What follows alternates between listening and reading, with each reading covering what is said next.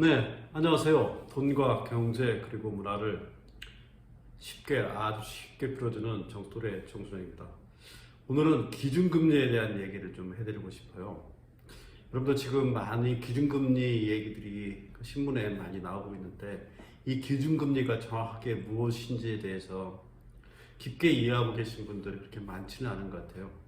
그래서 이 기준금리가 무엇인가에 대한 얘기를 좀 해드리면 여러분들이 신문을 보거나 아니면 경제 관련된 이런 이슈들에 대한 얘기들이 나왔을 때 여러분들이 그 이슈의 본질적인 문제가 무엇 때문인가를 조금은 이해할 수 있지 않을까 싶습니다. 그런 차원에서 기준금리의 가장 기본적인 사항들을 좀 먼저 말씀을 드릴게요. 자, 기준금리가 무엇이냐? 이 부분은 제가 나중에 말씀드리고요. 자, 그러면 기준금리를 가지고서 지금 어떠한 작동들을 하고 있느냐, 이 부분에 대한 얘기를 먼저 좀 할게요. 지금 여러분들도 아마 신문에서 많이 보셨겠지만 그 기준금리를 계속 올리고 있잖아요.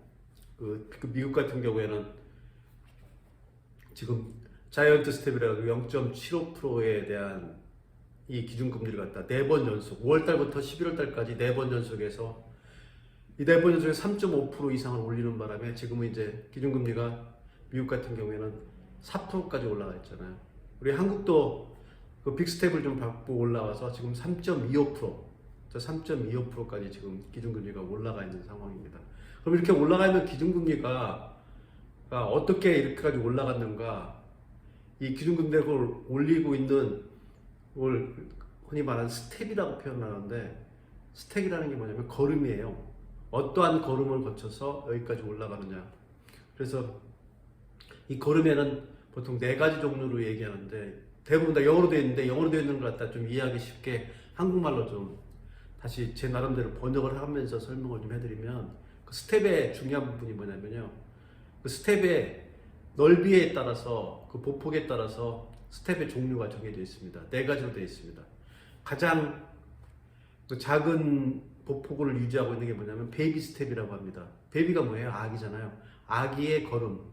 그러니까 아기 걸음으로 0.25만 간다 한 게 이게 베이비 스텝이에요. 두 번째 부분은 이제 빅 스텝이라고 해서 좀 큰 걸음을 말하는데 0.5%. 그래서 빅 스텝 큰 걸음 0.5% 정도가 그 보폭으로 해서 갔다. 이게 이제 빅 스텝을 밟았다고 얘기 표현하는 거고요. 세 번째 부분이 뭐냐면 자이언트 스텝이에요. 자이언트가 뭔가요? 거인이잖아요. 그러니까 거인이 걷는 걸음으로 좀 보폭이 크다는 얘기겠죠. 그래서 0.75% 정도의 0.5%의 보폭으로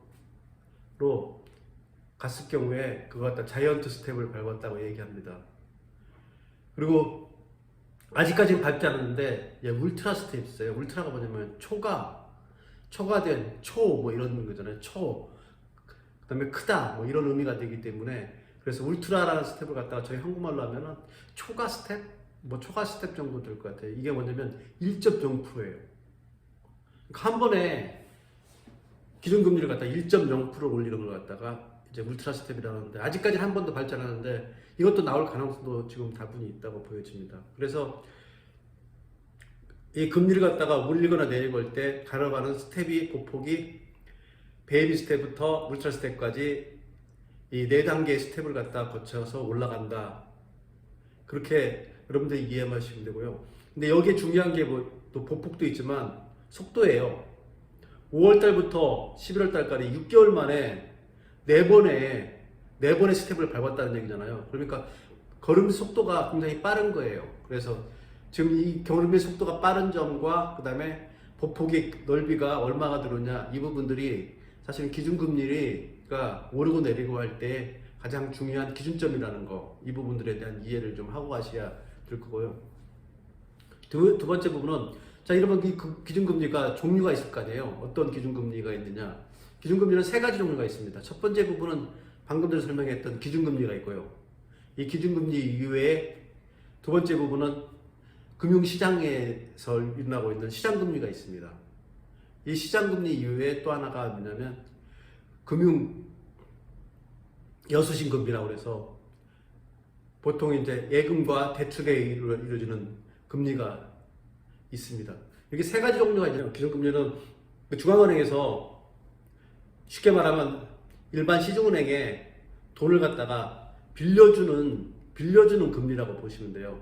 이 빌려주는 금리가 지금 현재 미국은 4.0, 우리나라는 3.25 이게 기준금리가 되는 거예요. 그래서 이 기준금리의 대응을 이해하려고 하면 자, 중앙은행에서 일반은행으로 돈을 빌려주는 겁니다. 이 정도만 이해하시면 될 것 같습니다. 그래서 이 기준금리라는 종류가 하나가 있고요. 두 번째 종류는 뭐냐면 시장금리잖아요. 이 시장금리는 뭐냐면 단기금리와 장기금리는 1년을 기준으로 해서 단기금리는 보통 콜금리라고 하잖아요.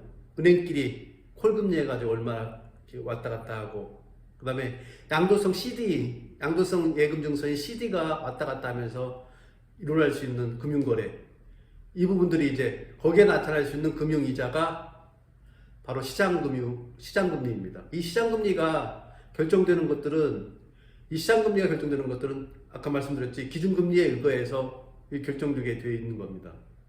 그리고 세 번째가 뭐냐면 우리 가계주체들이나 기업들하고 가장 관련이 깊은 뭐냐면 예수신업무입니다. 예금과 대출에 관련된 그러니까 여수신 금리 부분인데 이 여수신 금리에 대한 것들이 또한 기준금리와 연결성이 굉장히 높습니다. 보통 가계주체들이 돈을 갖다 예금하는 걸 보통 예금금리라고 하고요. 가계주체들이 빌려가는 걸 대출금리라고 합니다. 그래서 예금금리, 대출금리 이 부분들이 바로 여수신금리라고 보시면 될 것 같습니다. 이런 세 가지 종류의 금리들이 있어서요. 이 모든 것들을 움직이게 하는 컨트롤 키가 뭐냐면 기준점이 뭐냐면 기준금리예요. 이 기준금리에 의해서 시장금리가 결정되고 시장금리까지 결정되고 난 이후에 나중에 여수신금리까지 결정된다고 이렇게 보시면 됩니다. 그렇다면 이런 금리들이 이 시장에서 이렇게 금리 해가지고 돈의 값이 이렇게 매겨지는 것들이 왜 중요하느냐? 이 부분들은 어디서 보면 안 되냐면 금리가 올라가고 내려가는 이 기준금리의 스텝을 갖다가 밟은 거에 의해서 경제적 영향을 미치는 부분에 대해서 이해하시면 돼요. 그래서 첫 번째 부분에 금리가 올렸을 경우에 무슨 문제가 생기나요? 여러분 금리가 올리면 어떻게 되나요? 예금하는 경제주체들은 좋겠지만 대출해서 빌린 사람들은 어렵잖아요. 그렇기 때문에 은행에서 돈을 갖다 빌리는 역할들을 경제주체들이 하지 않을 거 아니에요. 이러다 보면 무슨 일이 벌어져요? 빌린 것들이 비싸지고 하니까 가게 같은 경우에는 집에서는 소비를 줄일 거고요. 또 금리가 높아가니까 예금을 많이 할 거고요. 이러다 보니까 지출이 줄어들게 되겠죠. 그래서 가게에서 지출이 줄어들게 되니까 결국은 기업도 마찬가지로 은행에서 대출 받아가지고 그 기업이 생산할 수 있는 운영자금이나 이런 부분들을 확보해서 보통 투자를 하게 되는데 이 금리가 대출 금리가 올라가게 되면 사실은 그걸 빌려다가 생산을 늘릴 이유가 없잖아요.